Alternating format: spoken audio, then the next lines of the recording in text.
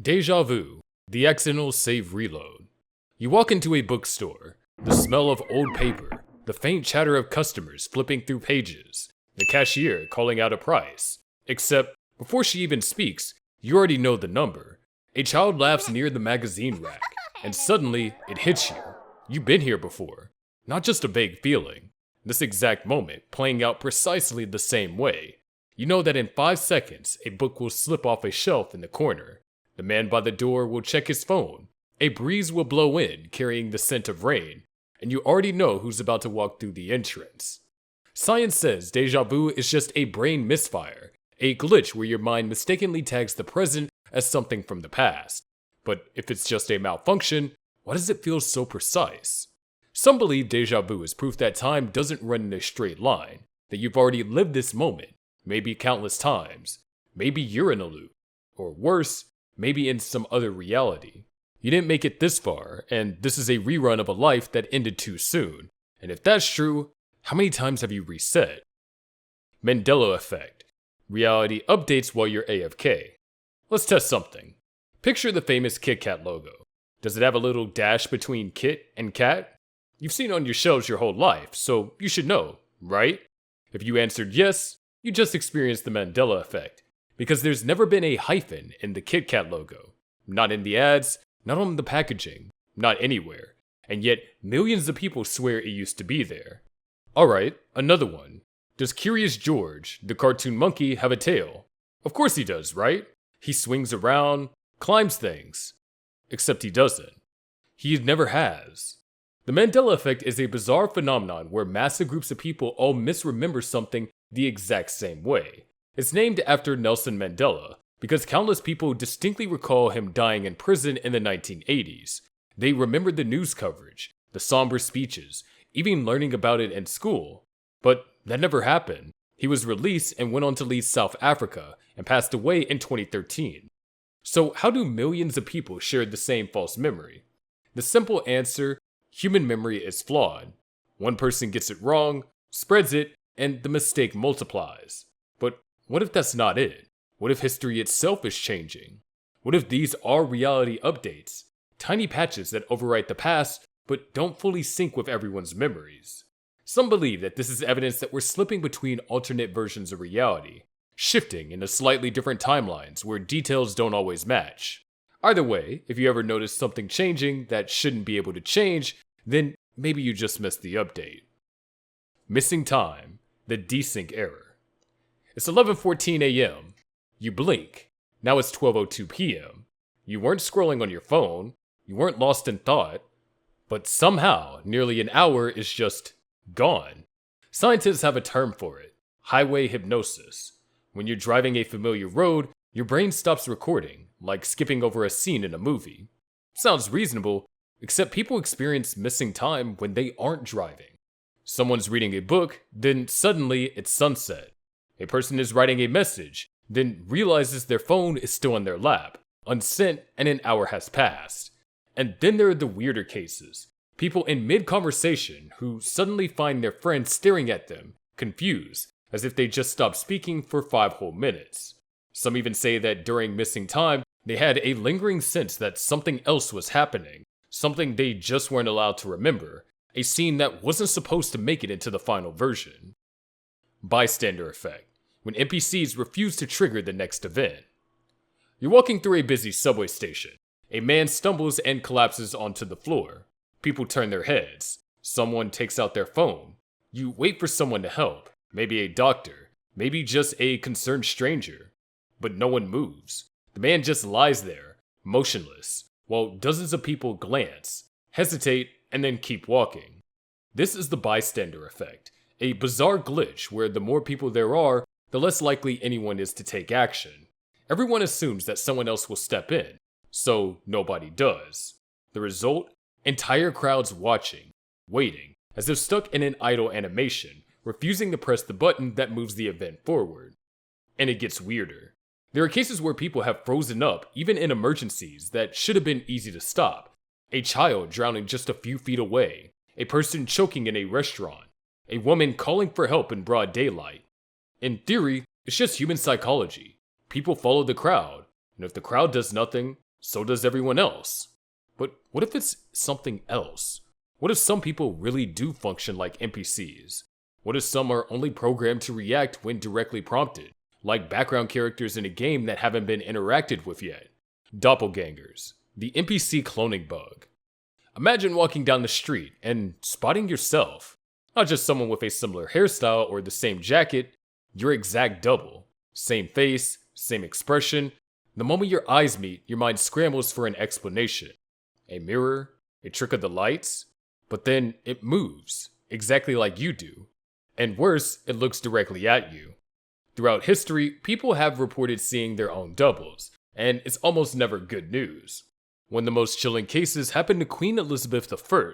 She reportedly saw a pale, lifeless version of herself lying in bed. Not long after, she died in that very same bed. But maybe there's a simpler explanation. Maybe for just a second, reality loaded two copies of the same character. Maybe you got a glimpse of yourself from a different timeline, where things didn't play out the same way. Or maybe something else is trying to replace you. Either way, if you see someone who looks exactly like you, turn around, walk the other way fast. Sleep paralysis, the forced cutscene you can't skip. It's late at night. You wake up, eyes open, staring at the ceiling. Everything looks normal. Your room, the glow of the streetlight outside, the faint hum of your fan. But then you try to move, and you can't. Your arms, your legs, completely frozen. You try to call for help, but no sound comes out. And then you feel it. A presence, standing at the foot of your bed. This is sleep paralysis. And if you haven't experienced it yet, congratulations! You avoided one of the worst free trial experiences the human body has to offer. Science explains it like this. During REM sleep, your brain locks your muscles in place to stop you from acting out dreams. But sometimes your mind wakes up while your body stays paralyzed. It's supposed to last a few seconds, maybe a minute at most. But to the people experiencing it, it feels like forever. And here's where it gets unsettling. Because for some reason, sleep paralysis doesn't just come with paralysis. It comes with visitors. No matter the culture, the time period, or the country, people describe seeing the exact same thing. A shadowy figure standing in the room, watching. If this is just a glitch in the sleep cycle, why do so many people hallucinate the same thing? There are two possibilities. One, the human brain is hardwired to conjure up the most terrifying things possible just to make the experience even worse. Or two, these things are always there, and sleep paralysis is just the one time you can actually see them. Spontaneous human combustion, the self-destruct glitch. You're sitting in your kitchen, cup of tea in hand, nothing unusual, and then suddenly, flames. Not from your clothes, not from a candle, no source at all. The fire starts inside you. Within seconds, you're engulfed. And by the time anyone finds you, there's barely anything left but ash.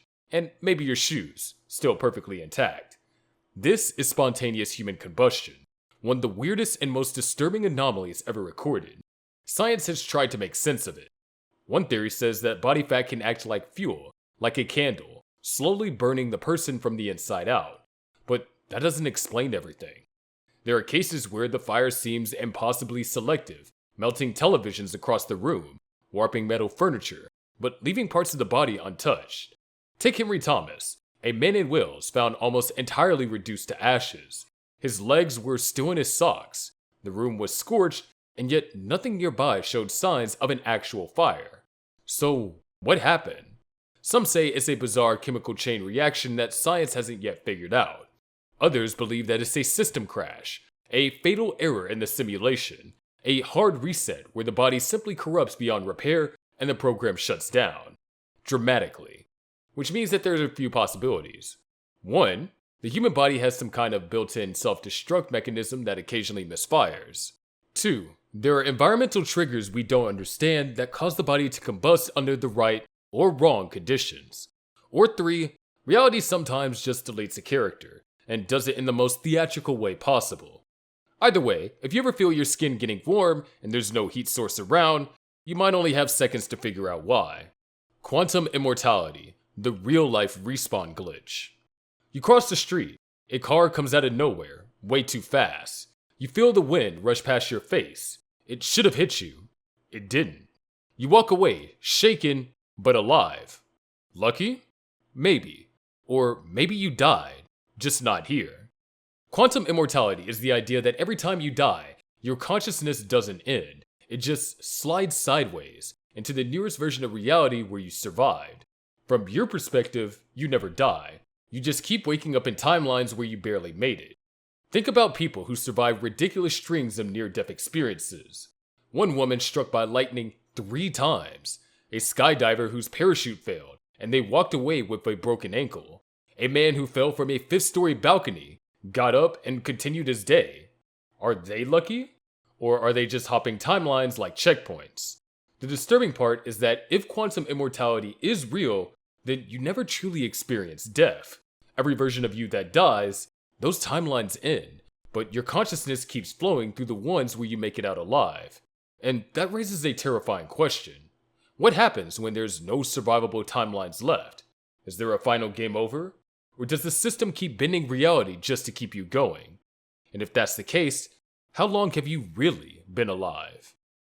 The rules are changing, and you're not supposed to notice. All these glitches, déjà vu, lost time, shadowy figures, false memories, they're easy to dismiss when taken one at a time. A coincidence, a trick of the mind, a scientific anomaly. But when they start stacking up, when they start happening more often, more clearly, and to more people, it gets harder to ignore. Maybe it's all just our brains, flawed biological hardware struggling to make sense of a chaotic world. Maybe we misremember, misperceive, hallucinate, and glitch because that's what humans do. But what if it's not just us? What if the system itself is starting to break? Like a massive game server beginning to lag under the weight of too many players. Background characters freezing, timelines desyncing, the environment flickering with inconsistencies. And the more you notice, the less you can unsee. The cracks get bigger, the strange moments come faster. You drop a glass, and before it hits the ground, it's already shattered. You look at the word you've written 1,000 times, and for a second, it looks completely wrong. Maybe this isn't a simulation in the sci-fi sense. Maybe it's just a reality too complex to run flawlessly. A system held together by patches, protocols, and resets. And every so often, something slips through. And here's the real question. If the world is really full of bugs, if reality itself sometimes needs to reboot, or repair or hide things from us, then what are we not supposed to see? The empty streets in a normally packed city? The repeating stranger you pass 3 times in different locations? The elevator that skips the 13th floor, but takes you there anyways? Every glitch is a glimpse, a flicker of something behind the curtain. So the next time that something feels off, the next time time skips, or people freeze, or a memory doesn't match with what the world insists is true, don't just shrug it off. Look closer. Ask why. Because if there's one thing that we know for sure, the game is still running, but that doesn't mean that it's running right.